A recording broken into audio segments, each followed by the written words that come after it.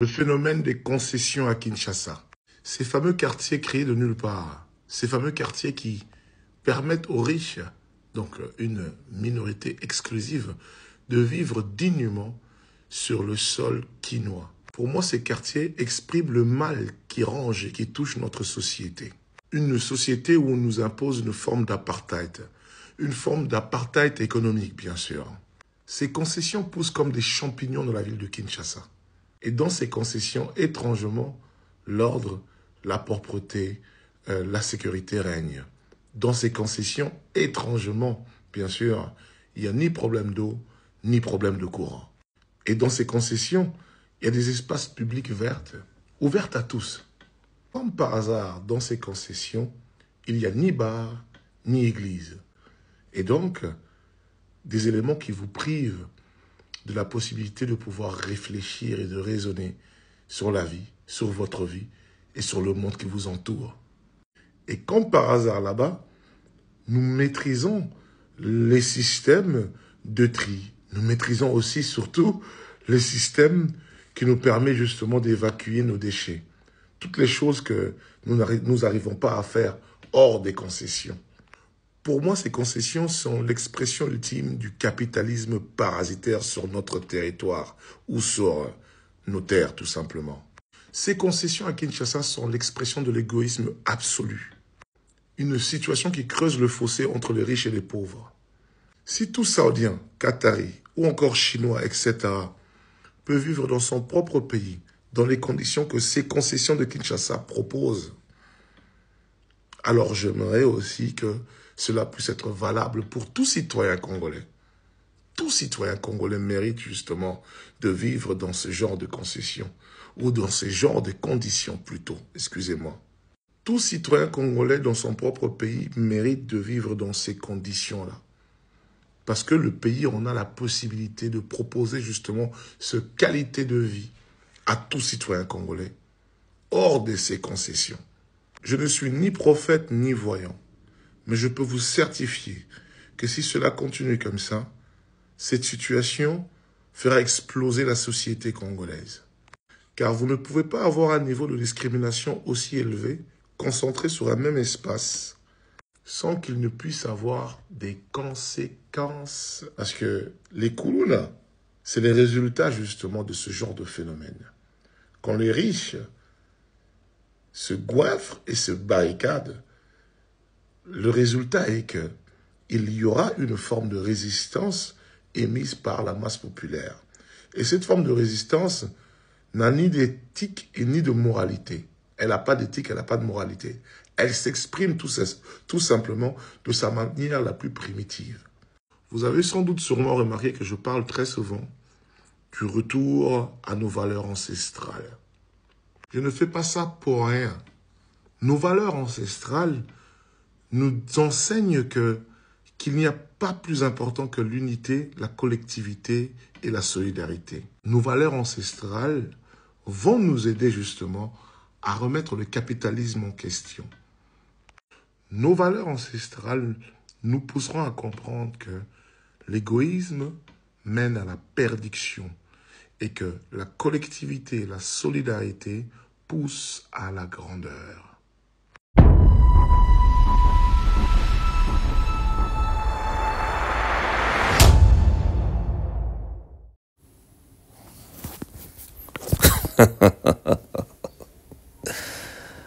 Encore un idéaliste. Fameux idéaliste. Ah, ils sont terribles. Je le dis parce que moi-même, dans le passé, j'étais un idéaliste. J'étais dans une finalité panafricaine et afrocentrée, voire kamite. Mais je n'étais pas réaliste. J'étais un peu comme lui, là. J'étais pas réaliste. Où est l'endroit à partir duquel il fait cette vidéo? Il est peut-être en Europe, en France, en Belgique, ou je sais pas quoi. Alors, il a un idéal où il s'imagine que tout le monde il est beau, tout le monde il est gentil, que nous devons tendre vers l'unité et que tout va bien se passer. Sans quoi, les Kuluna vont se fâcher et vont réduire tout ce paradis, ce paradis visible étant la somme du résultat de tout, d'un travail, parce qu'il faut le dire, ces gens qui font du pognon, ces gens qui font de l'argent, ces entrepreneurs, ils ont une vision. Parce que souvent on n'en parle pas. Ok, il y a ces grippe-sous, ces gens qui volent leur propre pays par le biais de la dictature, des pots de vin, etc. Ça existe. Mais où sont les entrepreneurs africains? Bon, moi étant sur place, j'ai remarqué pas mal de choses. J'ai pris conscience de pas mal de choses. Vous savez, comme dirait quelqu'un, la plupart des gens méritent la misère dans laquelle ils sont. Ce qui est le plus difficile lorsqu'on est sur place et qu'on veut mettre en place des structures économiques ou quelque chose qui rapporte. Parce que le fait de gagner ou de faire de l'argent, c'est une science. Essayez de faire de l'argent dans une mentalité, ou plutôt dans un pays où les gens ont une mentalité qui est la mentalité de l'échec. Vous allez avoir pour ennemi des membres de votre propre foyer, de votre propre famille. Donc, c'est bien gentil, hein. Ah, il est marrant, lui. C'est bien gentil de parler d'unité. Encore faudrait-il qu'il y ait une unité de base, chose qu'il n'y a pas. Il y a de la trahison à tout va. Un Kuluna, tu peux l'acheter pour un billet. Le Kuluna n'est pas un révolutionnaire. La révolution, elle se fait à la bibliothèque. Commence à lire, commence à t'instruire. Le Kuluna ne le lit pas. C'est quelqu'un qui est corruptible. En tout cas pour la majorité d'entre eux. Ils ne font pas de révolution.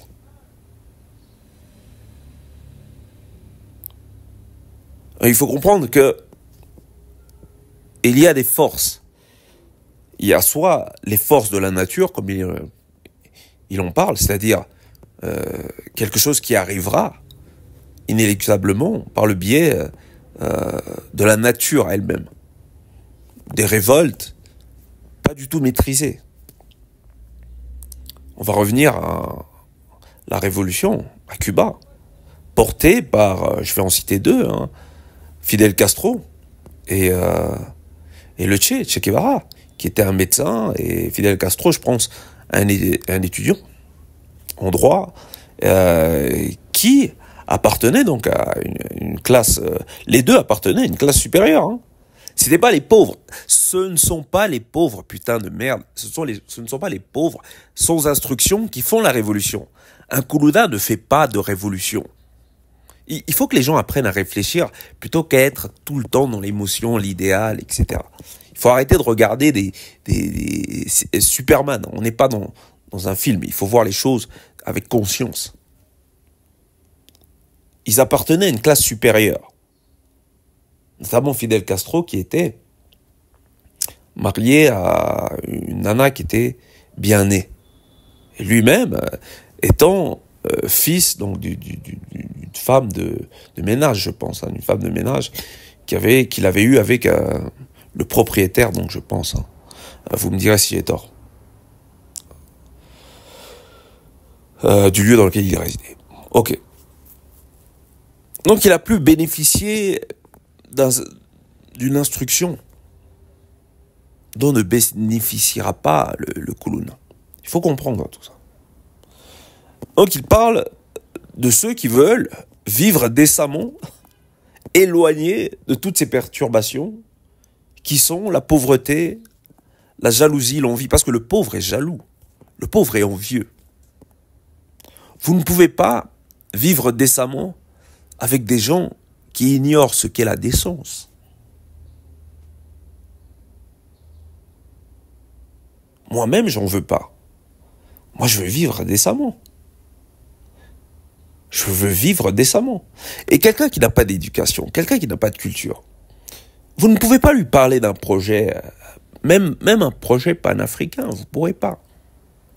Vous ne pourrez pas lui parler d'un projet d'évolution, parce que nous sommes dans un monde de compétition. Il y a les forts, il y a les faibles. Il y a ceux qui veulent s'en sortir, il y a ceux qui veulent qu'on se tienne tous main dans la main. Mais ce monde-là n'existe pas.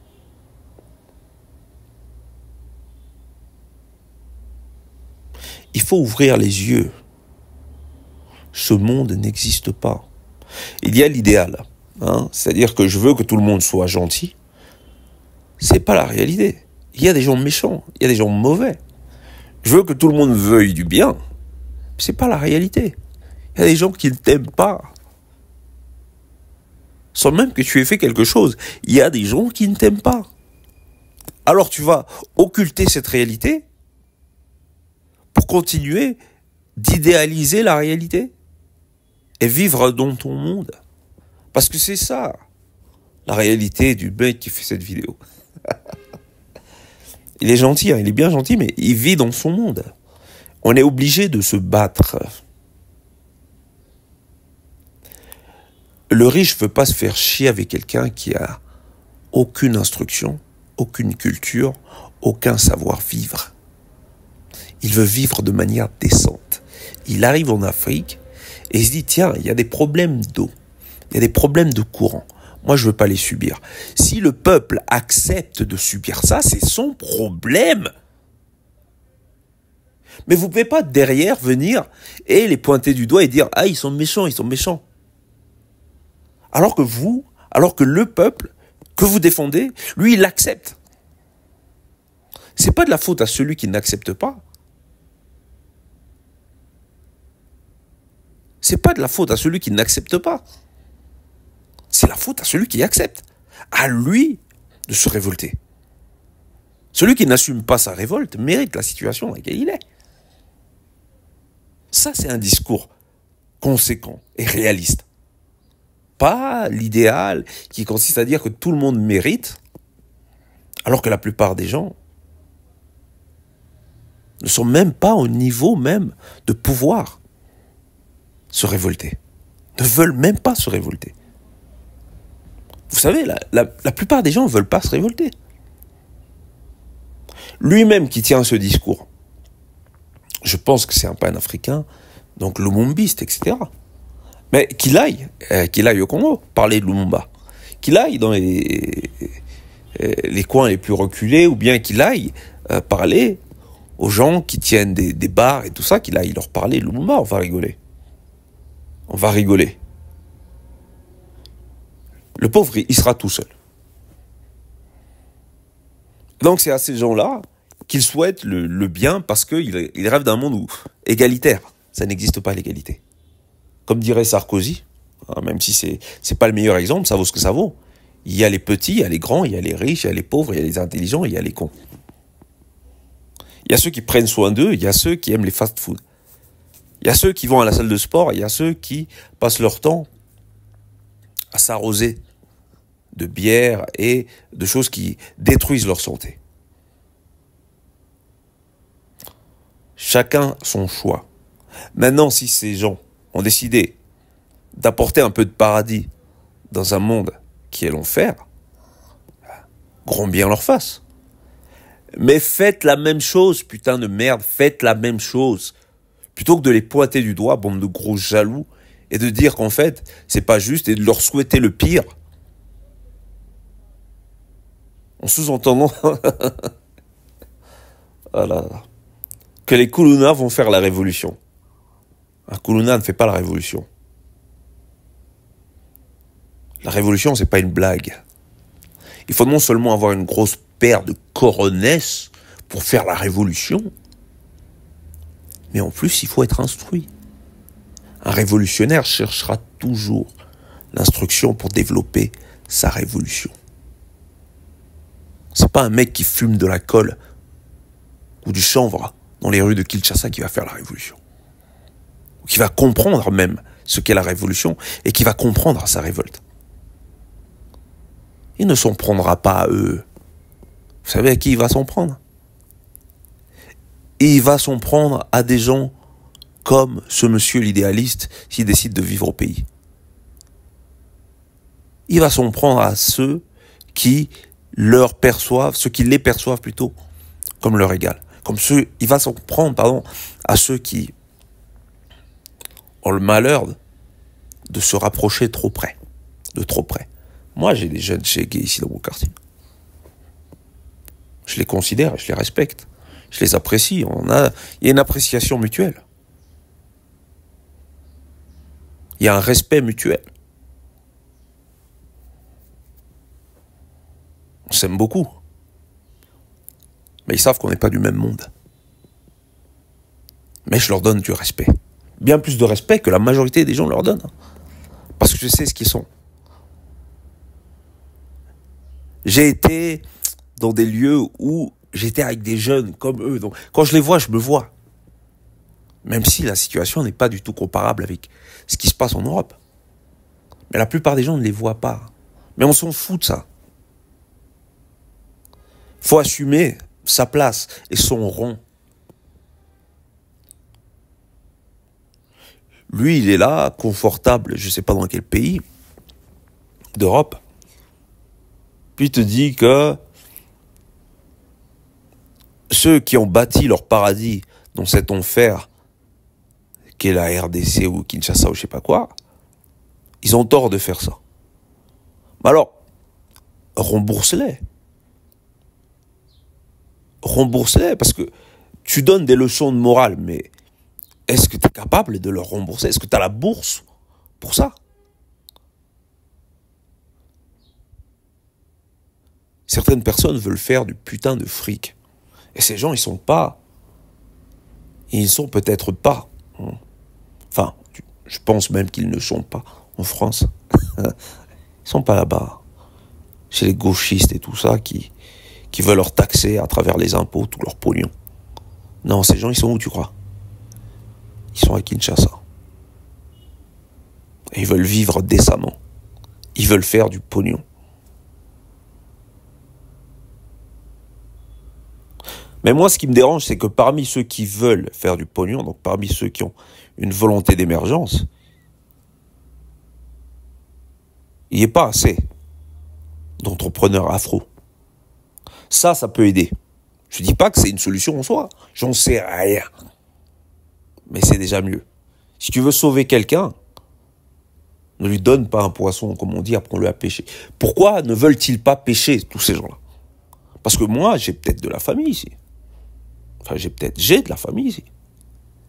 Mais si tu leur dis, ton business ne fonctionne pas, j'ai une autre idée, ils vont se sentir insultés. Ils vont se mentir à eux-mêmes. Et ils vont continuer dans la médiocrité. Parce que la majorité des gens méritent la misère dans laquelle ils sont. Et lorsque tu feras quelque chose qui va exploser, qui tu crois qui va te mettre des bâtons dans les roues? Parce que là, j'ai discuté avec un gars, là. Parce qu'ici, il y a certaines réalités, hein. Et on les voit. Ok, il y a certaines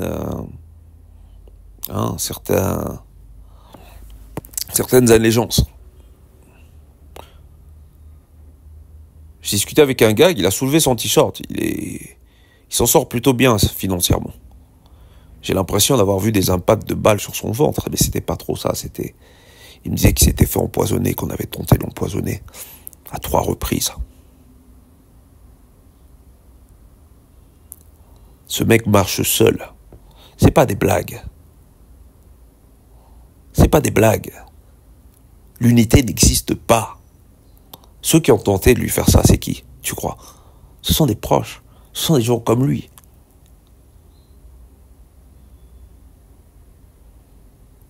Où il en est, Lumumba?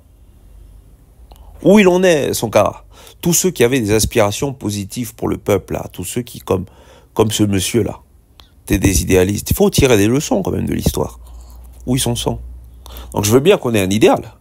Je vous ai dit moi-même que j'ai de très bonnes relations avec les Chegués de mon quartier. Mais je ne vais pas jusqu'à délirer à m'imaginer que je suis comme eux. Il faut avoir conscience de qui on est.